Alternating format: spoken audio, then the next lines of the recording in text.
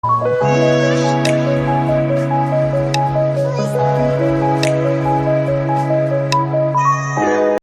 there, this is Dave, review of everything. Today we're doing something a bit different.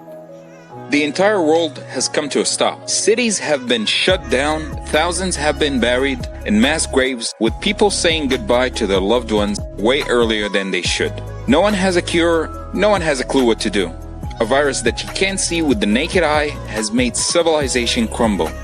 Depressing, I know. But here are some silver linings. First of which, blood money versus health funding. For years now, nations have devoted billions, even trillions, towards war. This is a graph of the military expenses and budgets over the past 60 years. And here's a graph of the death caused by it. Military and war-waging budgets have grown over the years to reach staggering amounts, even reaching $3 trillion a year worldwide, spent on the sole purpose of killing and ending lives. Now, I'm not an advocate of being passive towards aggression and threats. After all, you can't face a loaded gun with a book. But you have to wonder, all of this violence and bloodshed, was it all in defense and neutralizing threats? Or are these nations simply flexing aggression and the will to kill? And if we are doing our best to end the lives of those whom stand in the way of peace, are we spending in the same manner on saving lives, curing diseases, and being ready for epidemics? This right here is a TED Talk from April 2015. Bill Gates is talking about the most dangerous threat facing humanity, another outbreak. That's 5 years ago.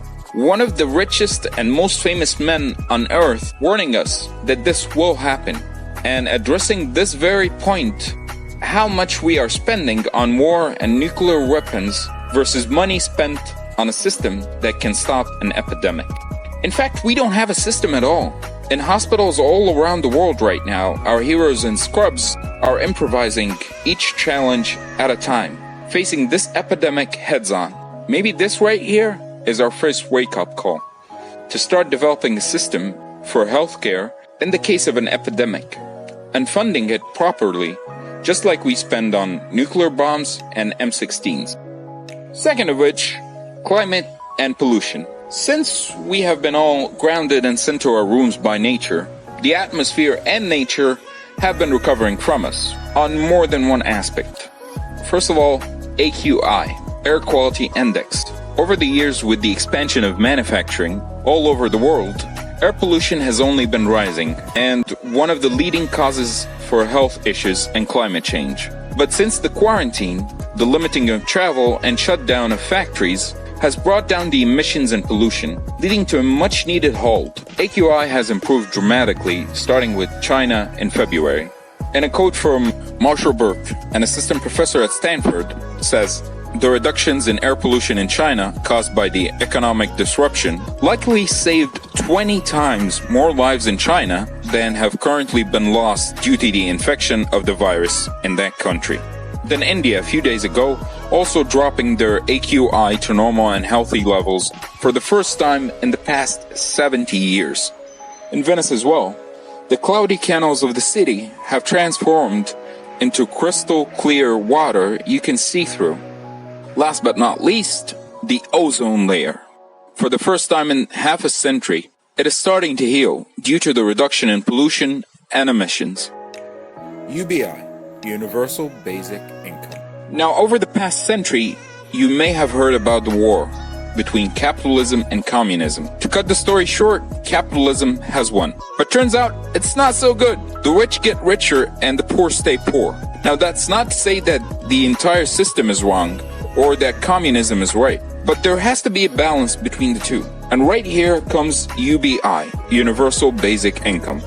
It has been in discussion for years now and on many campaigns for potential presidents and lobbyists, all of which he didn't vote for. Now, UBI is basically a small stack of money from the government, a monthly salary to each citizen that will cover their basic necessities for survival, giving society balance to reinstate working as a choice, not a form of slavery. Yet it's not in motion.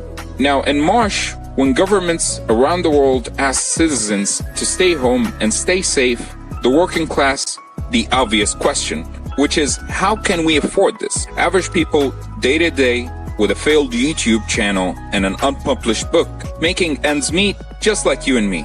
The questions and controversy has led to UBI, Universal Basic Income, becoming a topic for discussion, and even driving its argument and logic forward. Hopefully we can see it soon in action, hopefully before rent is due. Number 4, school shootings. Due to the quarantine and the outbreak, March 2020 was the first March without a school shooting in the United States since 2002. Some souls may have been saved here. Number 5, saving private pets. Shelters around the United States and Europe have been setting records of unseen before dog adoptions. Some of these shelters have been seeing empty kennels for the first time ever. People have been finding comfort in confinement with man's best friend, rediscovering how pets can truly grace our homes. Religious people have always claimed to find lessons and warnings in curses and disasters. Now, I'm not claiming to be that religious, but even so, there are some crystal clear lessons here. Some dangers we've been talking down, some problems we have been ignoring, some disasters we have been avoiding talking about. Global warming, for instance. Maybe this is a time to take a step back, take a deep breath, and take a look around.